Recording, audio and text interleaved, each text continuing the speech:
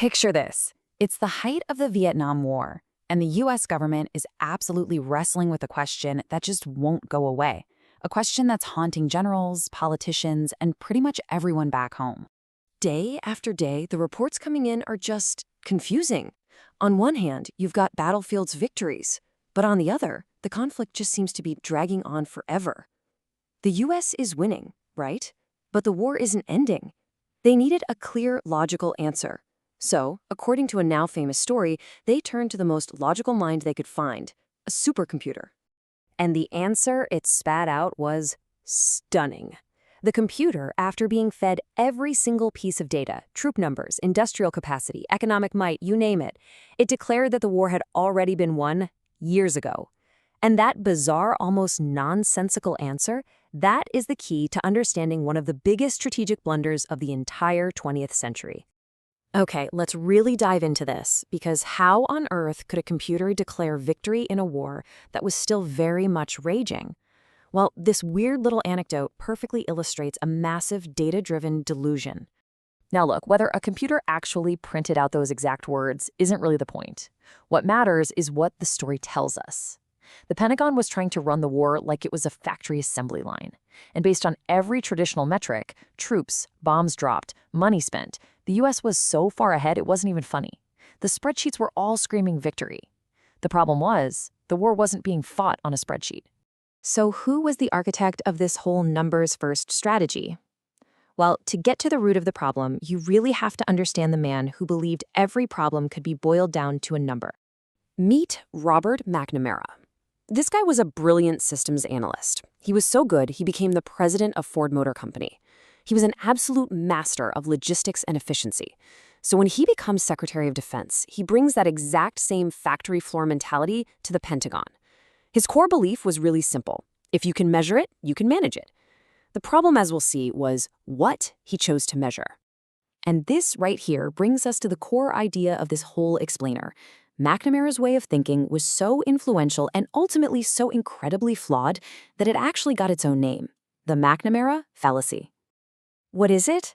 Well, it's basically the trap you fall into when you start believing that the numbers on your chart are more real than the reality on the ground. It's this obsession with data that leads you to completely ignore all the messy, unquantifiable, but absolutely essential human stuff. Things like morale, will, belief. Let's break down how this flawed logic works, because it's dangerously simple.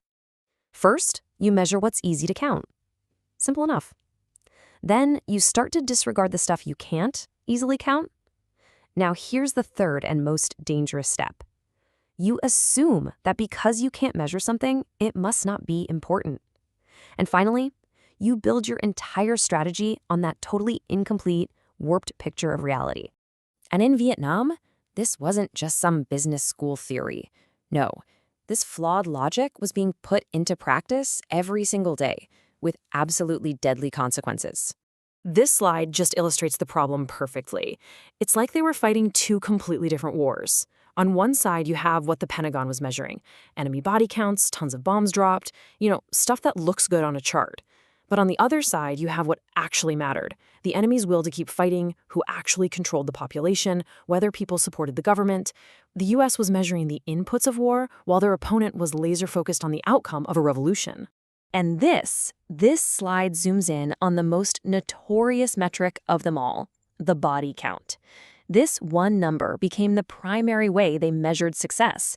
So of course, commanders felt immense pressure to produce high numbers.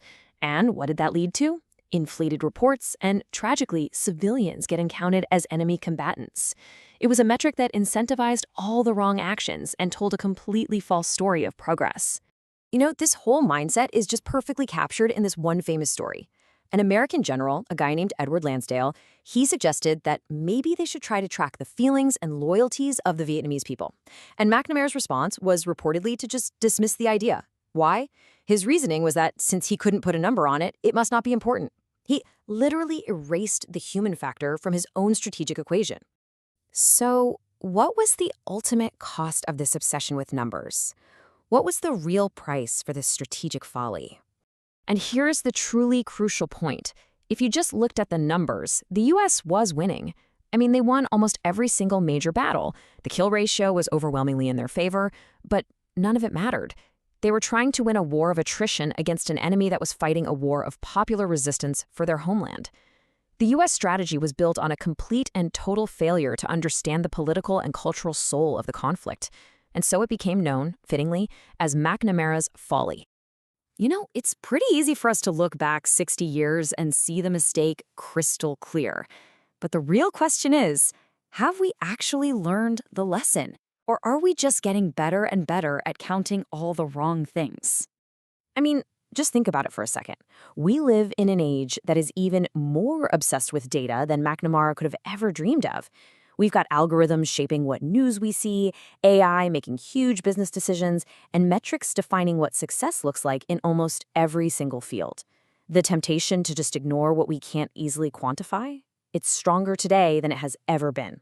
And that leaves all of us with one last really critical question. In our own work, in our communities, in our lives, what are our body counts? What are the things we're measuring just because it's easy? And what crucial human element, things like trust or purpose or morale, are we choosing to ignore simply because it doesn't fit neatly onto a spreadsheet?